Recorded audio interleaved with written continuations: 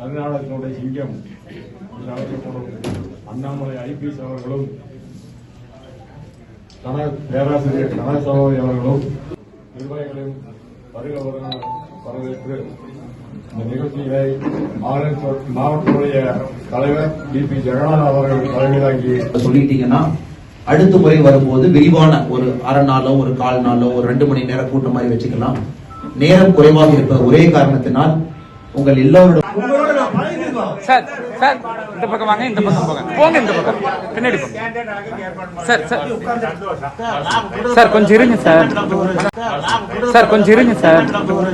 இன்னொரு 3 நாள் தான் இருக்கு, நாளைக்கு கூடார விழுந்து. ஆகவே இந்த கருத்தை நீங்க தயவு செய்து மேலிடத்திற்கு தெரிவித்து அந்த கோயிலுக்கு நடக்கூடிய விழாவுக்கு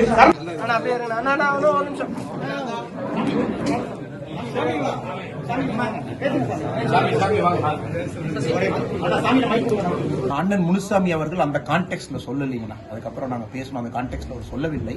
அதனால இதை பெரிதாக பொருட்படுத்த வேண்டாம். அவர் சொன்ன கான்டெக்ட் வேற அது. ஏன்னா அவர்களும் பாத்தீங்கன்னா அவர்களுடைய முதலமைச்சர், துணை முதலமைச்சர் எல்லாருமே நம்மளுக்கு ரொம்ப சுமூகமா இணக்கமா இருக்கிறாங்க.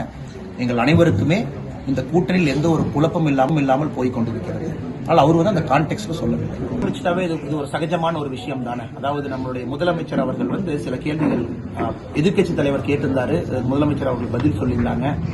அது வந்து ஒரு பிரச்சாரம் போது அது சகஜம் தான். அது மட்டும் இல்லை, நாங்களும் இதற்கு முன்னே பல சவால்கள் சொல்லியிருக்கோம் டிஎம்கே. இதுவரை டிஎம்கேல யாருமே வரல. ஹெச் ராஜா அவர் வந்து ஸ்டாலின் அவர்களை சவாலுக்கு கூப்பிட்டிருக்காங்க. விவசாய சட்டத்தை பத்தி இன்னும் வரல.